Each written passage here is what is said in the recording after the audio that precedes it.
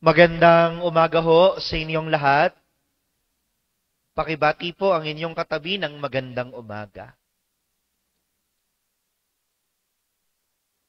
Mga kapatid, tayo ngayon ay nasa ika-27 linggo sa karaniwang panahon.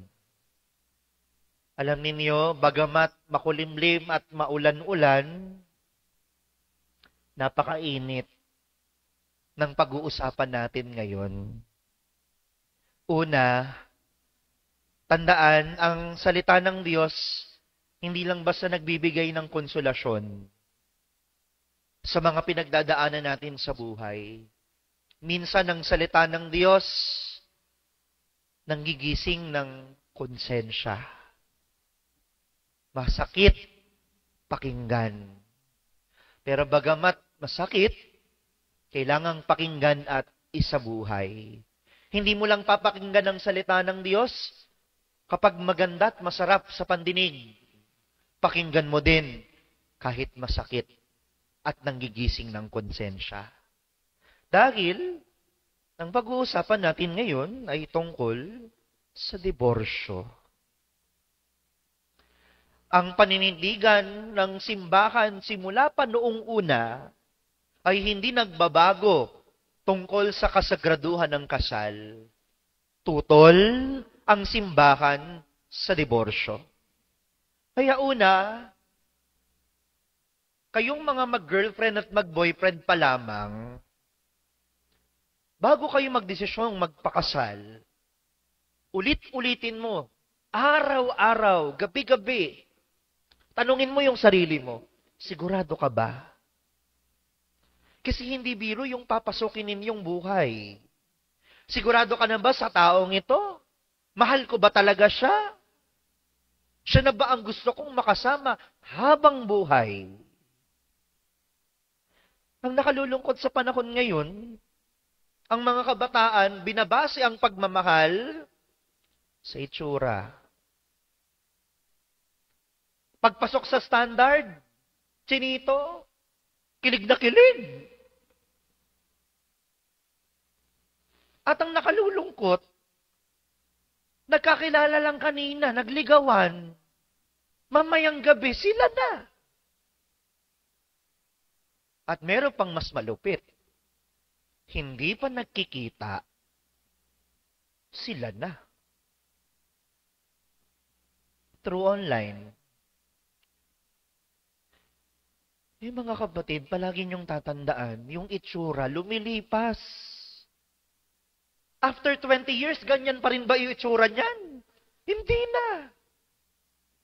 At mga kapatid, kapag lumipas ang itsura, ang tanong, mahal mo pa rin ba siya? Kaya nga ang mahalaga, yung ugali.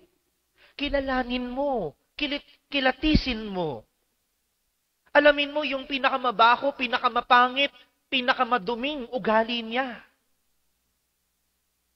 Tanggapin mo, yakapin mo. Hindi mo lang mahal yung mga mabubuti at magaganda niyang ugali. Kahit yung mga pangit. At eventually, magsumikap na baguhin for the better. Kasi mga kapatid, paulit-ulit na sinasabi ng mga nakatatanda sa atin, anong sabi? Ang pagpapakasal ay para bagang, hindi yan parang kumain ka ng mainit na kanin. At kapag ikaw ay napaso, iluluwa mo. Hindi yan katulad ng damit na kapag hindi mo na-trip, magpapalit ka. Ang tunay na pagmamahal ay walang kondisyon. Lumipas man ang ganda o gwapo, mananatili kang tapat sa kanya habang buhay. Kaya, paulit-ulit, tanungin mo, gabi-gabi, sigurado ka ba na siya na ang gusto mong makasama habang buhay? Pangalawa, kapag nakasal na kayo, kapag kasal na kayo, palagi nyo lang aalalahanin yung mga salitang binitawan ninyo noong kayo'y ikinasal.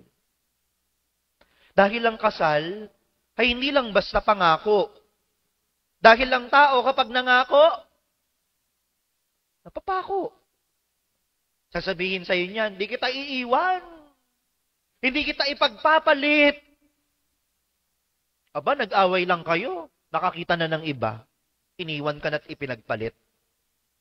Kaya nga madalas ang pangako napapako. Ang kasal ay isang tipan. Ano ba ang tipan? Covenant. Ito'y pakikipagtipan ng Diyos sa atin. Sabi niya, I will be your God, and you will be my people. Tapat ang Diyos sa kanyang tipan. Sa paulit-ulit nating pagkakasala, kahit nasasaktan ng Diyos sa ating mga pagkakamali at pagkakasala, hindi na ba naging tapat ang Diyos sa iyo? Tapat ang Diyos sa atin kahit paulit-ulit tayong nagkasala. Yun ang tipan. At ganun din ang hamon para sa mga mag-asawa. Hindi yung nagkamali lang ng konti, nagkasala sa iyo, hiwalayan na. Kasi kung tunay mong mahal yan, hindi ka susuko. Hindi ka susukong magmahal. Hindi ka susukong magpatawad. Kahit gaano pa kasakit. Panindigan mo yung commitment, paninindigan. Ipaglaban mo yung pagmamahal mo sa Kanya. Alalahanin mo yung mga pangako. Una, ang sabi, sa hirap at ginhawa. Hindi mo lang siya mamahalin sa panahon na maginhawa at masarap ang buhay ninyo. Kahit sa panahon na baon kayo sa utang, manatili ka pa rin sa Kaniyang tabi. Pangalawa, ang sabi, sa kaligayahan at kalungkutan, patuloy mo siyang mamahalin, hindi lang sa panahon na kayo'y masaya, tumatawa, maligaya ang inyong pagsasama. Kung lalo tigit, manatili ka sa Kanyang tabi kahit sa panahon na ikaw ay lumuluha, nalulungkot, nasasaktan. At sa huli, pangatlo ang sabi, sa karamdaman at kalusugan. Katulad ng sinabi ko kanina, yung ganda at gwapo, lilipas yan. Dapat manatili yung pagmamahal mo sa Kanya. Sorry po sa term, malosyang man siya. Diba kasi yun naman yung term? Lumipas ang ganda. Kahit yung sa punto na hindi na siya makakain, susubuan mo siya. Pumuti na yung buhok ninyo. Yung sahod mo, nauubos ka sa kanyang maintenance at gamot, hindi mo siya susukuan eh. Kasi mahal mo siya. Yun ang pagmamahal. Tapat, walang maliw, nananatili, magpakailanman. At pangatlo, kung nasa sitwasyon kayo talaga, na talagang failed yung marriage, hindi talaga naman, alam naman ng simbahan, hindi naman bulag ang simbahan, na mayroon namang talagang umaabuso at inaabuso. Meron naman talagang battered wife, meron din namang battered husband. Merong naabusong anak.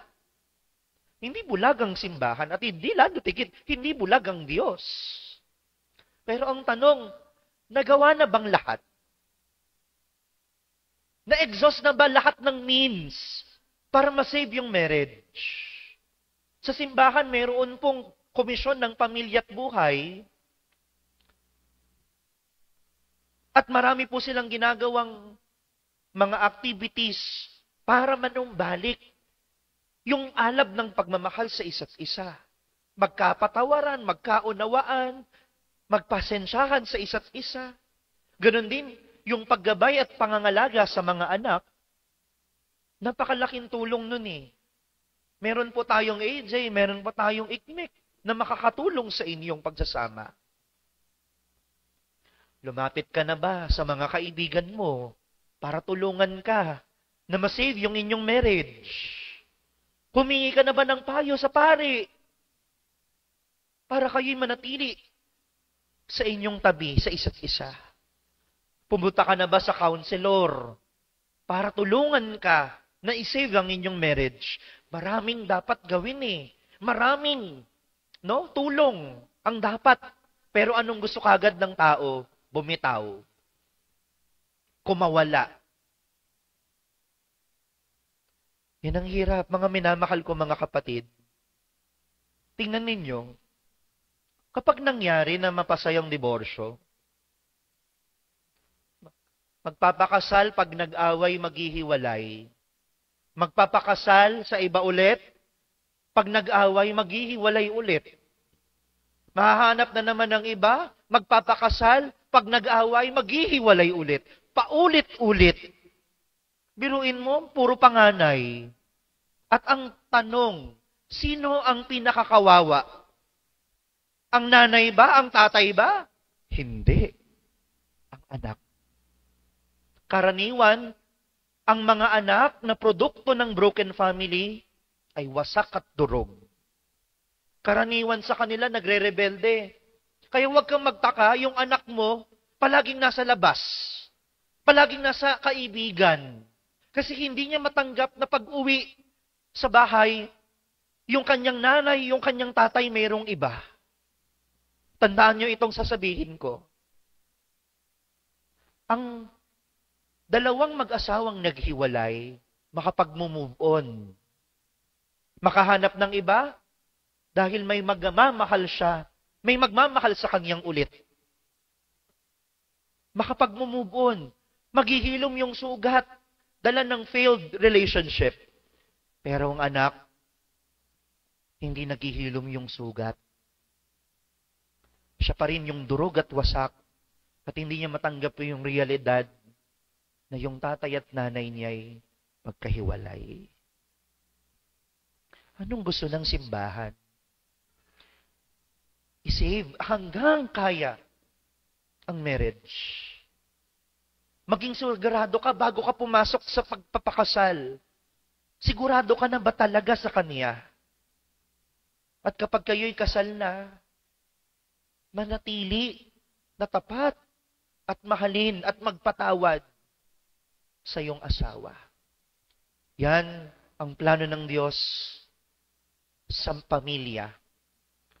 Hindi lang ang kapakanan ng mag-asawa, kundi lalo tigit ang kapakanan ng mga anak.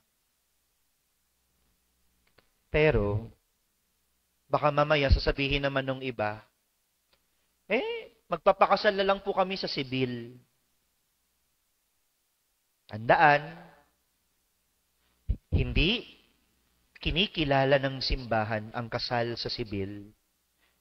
In short, you're living in sin. Nananatili kayo na namumuhay sa kasalanan at hindi dapat nangungumunyon. At lalo tigit, yung mga mag-live-in, napaka-diwara pala ng kasal. Hindi na lang po kami magpapakasal, magsasama na lang po kami sa isang bahay. Live-in. Pero tandaan mo, wala kayong pinanghahawakan, baka mamaya isang araw, wala na siya sa tabi mo. Napakadaling iwan kasi walang pinanghahawakan. At naniniwala ako, pangarap mo na iharap ka sa altar at ipagsigawan sa buong mundo kung gaano kanya kamahal. Sana panatilihin natin yung utos. Hindi naman ito sinabi ng pari lang eh. Ito'y sinabi ng Panginoon. Ito'y mula sa Panginoon na ang pinagsama ay huwag paghiwalayin ng tao. Amen.